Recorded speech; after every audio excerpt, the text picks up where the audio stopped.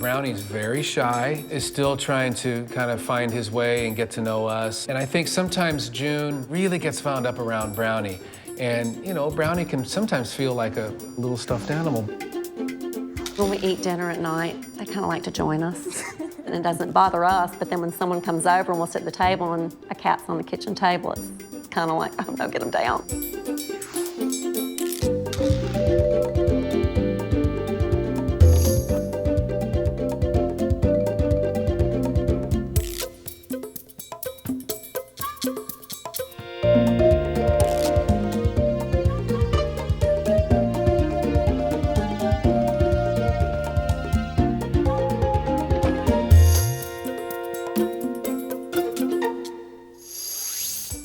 I'm Dr. Katrina Warren. When people have a question about their family cat, they call me. Each week you'll join me as I visit, get to know and help some of the coolest cats around. And together with my colleagues, we assess each new situation, devise a strategy, and then I'm off. Hi, welcome to Housecat Housecall. Today, June and Brownie can use a little tune-up. Hi, Rich. Hey, Katrina. Hi, Karen. Hi, Katrina. This shy kitty really needs some space in this famed house of music. Check out Brownie.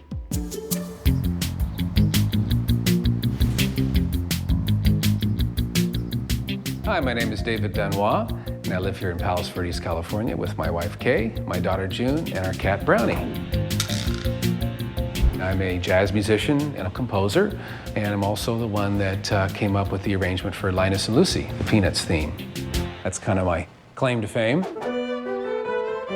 My daughter plays the violin, my wife plays flute and piano, and it's a good venue for our cat Brownie, because he gets to run around and listen to all this music. He's gonna give us a little song too. Wow, that's pretty avant-garde. Brownie came into the household about 4 months ago, and we heard about Brownie through our babysitter. And she said there was a litter of cats. They were strays, basically. And one of them was kind of a half-breed Siamese, and June fell in love with him. And she named him Brownie, right?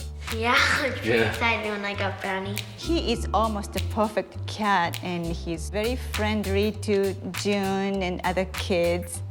Having Brownie in our lives now has been a wonderful improvement, especially for June.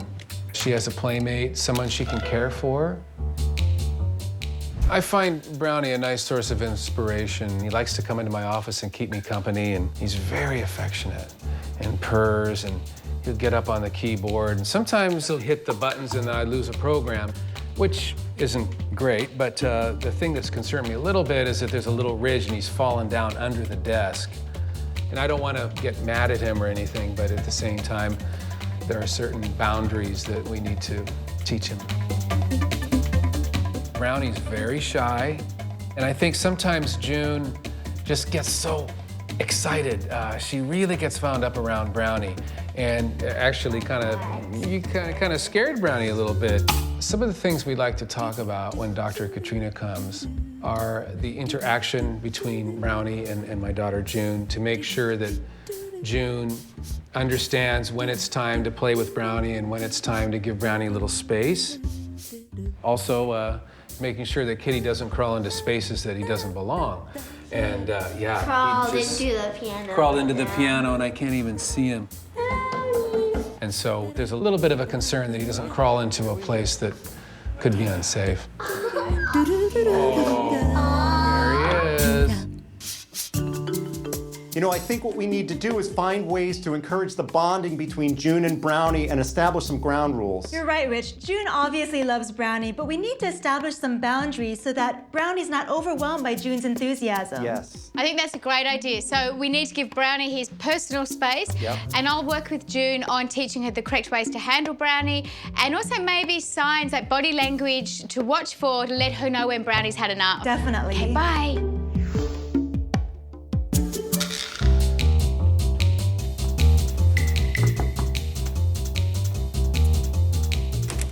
Hello. Oh, hi, Katrina. So How are nice you? to meet you. My pleasure. Thank you. So this is the house designed around music. This is it. Beautiful. amazing career you've had. Well, thank you. Wish I had your talent. Oh. Just a little bit, just a tiny, weeny little bit. You know, and I was absolutely obsessed with peanuts as a little girl. Very good. Hello, June. Hi, Kay. Nice to meet you and Brownie. He's beautiful, isn't he? Yes. Coming up, see how Dr. Katrina brings a good vibe to Brownie and the Benoits. And later, the Puffs are coming. Housecat House Call with Dr. Katrina Warren, presented by Purina Cat Chow. Share a better life.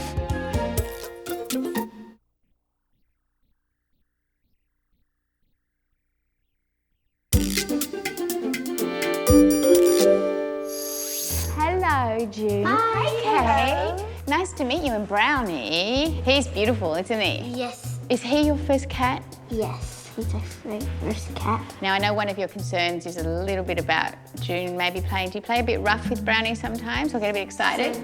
I get You just get really excited, don't you? Sometimes he gets a little, like, frightened or, well, what's going on? I mean, he's still pretty mellow, but June likes to kind of carry him, sometimes like a baby a little bit, and he doesn't always know what to do. Yeah, cats don't really like that, June. If you pick them up and carry them like a baby, they don't feel secure, so they usually want to get down, and it can scare Brownie. Right. So you have to promise me that if Brownie wants to run away ever, or hop off, like even now if he wanted to hop off, we let him go. But by the same, we're going to set him up with some fun toys and some fun, safe areas that are going to be his private areas. Can we make somewhere that's like a little safe haven for him? Somewhere that when he goes, if we put a climbing tree, that's his particular spot in the house? My room. He loves my room. He loves your room? Okay, well... He likes to chew my toys. Cool. Well, what we'll do, we'll give him some good toys to chew on. Can you promise me that if we give you, say, a climbing tree and a little bed that's his own, that when he's in those places, you'll leave him alone? Yes. Just give him some space? Cool. And then we'll show you some games that you can play that will allow you to really enrich your relationship with him. The other concern in this house is that Brownie goes to dangerous places. He gets into the piano and things like that, yeah? And he steps on my computer keyboard, and I've lost a few things I've tried to save. Yeah. What you need to do is we need to start teaching Brownie to come when you call him. So what we're going to do, we're going to get a reward jar, and we'll start teaching Brownie that whenever he hears that reward jar shake, he's going to get a little goodie, a little morsel of food, and he'll start associating that noise with coming to you, and a good thing happens. All right, June, just you, me and Brownie. I've brought you a few options with toys. The best thing for you is to not get your hands involved, because does Brownie go a little bit crazy when he starts playing hard and rough? Yeah. Yeah. So what I'd like you to use is some toys like this where you've got a stick so that your hands are safe. Then you can get some fun toys, like this one where your hands don't have to be involved at all, it just does its own thing. That's cool, huh? Yeah, it's awesome. It's going to be okay not to cuddle him all the time and to give him a little bit of space? Yes. Yeah, I think you guys are going to be best of friends, but you just need to give him that little bit of space. So this is your reward jar with Brownie's kibble in it. And what we want to do is get Brownie to associate this sound with coming to you, and that means he's going to get his dinner or his breakfast. Look, he's thinking about it. Oh, he came? He came anywhere. All right. He's a gorgeous little kitten, so I'm glad you're having fun with him, and I'll check back and see how you're doing soon. How's that sound? Okay. Cool. Thank you, Good. guys. Thank you. Thank you. Brownie! Brownie! Come on! Come on, Brownie. Hopefully some of these suggestions will strike a chord with Brownie. Next, we've got 4 particular Persians named Puffs. You guys are going to love this family.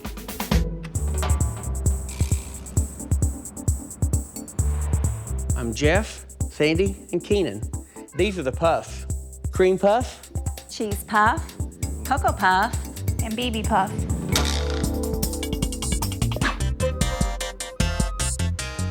I'm the deputy chief for the Charlotte Fire Department here in Charlotte, North Carolina.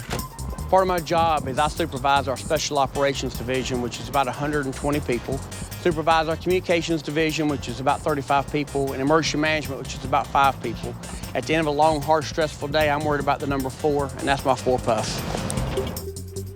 When you come home from a job like mine that's stressful, it's a nice release, taking away that stress every day. It's neat. You forget about the bad day very quickly once you see them.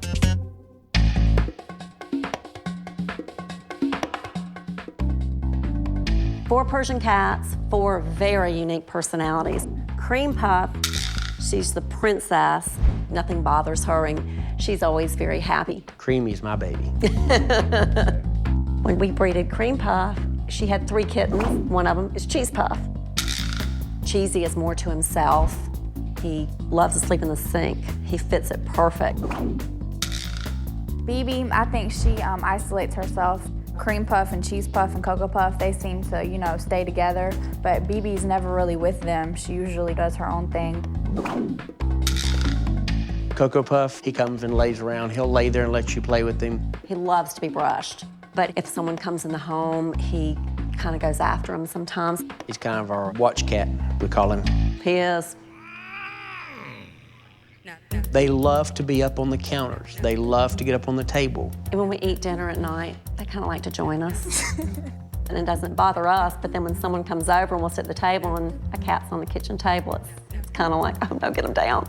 I think they become very attached to everything we do. In the morning, I get ready and they're all on my counter, touching curling irons, and you know, that becomes a problem sometimes because you can't always watch them. You have to sometimes realize that that's their way of showing that they love you and they want to interact with you as much as they can. One of the biggest challenges that I face is keeping them all groomed. All 4 of them require a lot of grooming. Our cats have enriched our family so much. When you look at them, you just can't help but smile. They're just so cuddly and warm, and when I work every day, they're my little helpers, and although they get into a lot of mischief, we couldn't imagine our home without them. When Dr. Katrina comes, I would love for her to show me the best way to groom. I'm hoping she can help us too with ways of training them a little bit better and getting them to understand about getting up on the counters and things like that, and that, you know, it's not okay to do it all the time.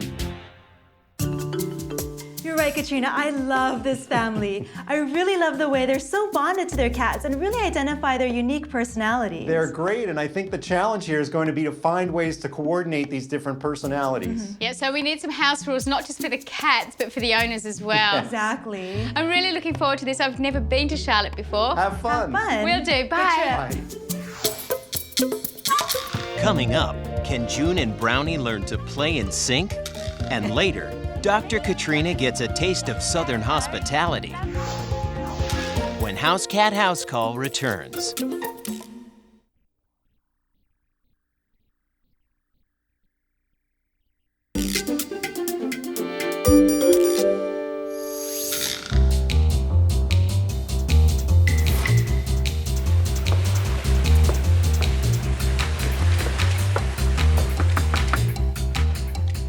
Hey, Dr. Hello. Katrina. Nice to meet you. Nice to meet you. Come on in. Thank you. I can't wait to meet the Puffs. Hello. Hi. My wife, Sandy. Don't get up. Don't disturb a little Puff. How are you going? So nice to meet you. Nice to meet you. And this is BB. This is BB. And Cream Puff. Yes. Beautiful creatures, aren't they? Yes, they are. Is Cream the princess? She is. So it sounds like the cats are getting into some mischief. They're getting up on your countertops in the kitchen, in the bathroom on the countertops, and also on the table when you're eating. Anywhere they don't jump, really. No. Everywhere. Well, maybe we should look at finding an area or a room that we can enrich with lots of fun things for cats to do. So toys, a big climbing tree, beds, you know, perches to look out. And that way, if you have to put them in there or you need some peace and quiet, you can put them in there and you know that they're happy. We need to set some boundaries for the cats and you guys. And I think it will all sort out. Let's have a look around the house. That'd be wonderful. I'm just looking around here, even here. You've got sparkles and feathers. You've got gorgeous little ornaments to play with. You've got a lot of stuff that would be attractive to especially young cats. So maybe declutter as much as you can and leave it with the bare minimum. And then we'll set up a climbing tree, I think maybe just over there, where they can play while you're in preparing dinner. Wonderful. Is that okay? You can cope with that? Yes. Excellent. Great. All right, so we were talking about creating a nice little room for them that's the cat's room where they can hang out and be nice and safe. So this room will be great because you have a window there, we can open the blinds and they can look out to the world. So a nice big climbing tree. And maybe if we give them some extra beds as well. Perfect. Okay, and also I would spend some one-on-one time with them in here as well, just playing individually. Okay. All right, Yay. You've got a little bit of homework to do.